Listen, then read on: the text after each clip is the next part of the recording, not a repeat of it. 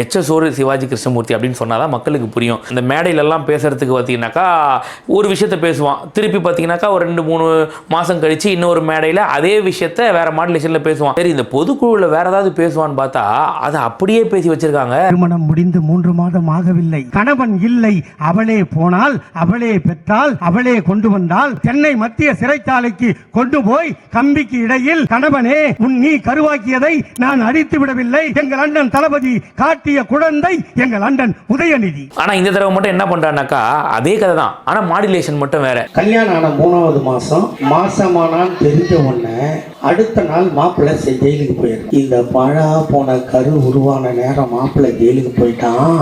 பாவப்பட்ட கருவை கலைத்து விடுன்னு சொல்லுவீங்களா சொல்ல மாட்டீங்களா? அந்த பாவப்பட்ட கருவாக உருவாகி இன்று இளைஞரணிக்கு தலைமை தாங்குகிறானே எங்கள் அண்ணன் உதயநிதி. இது அது இல்ல.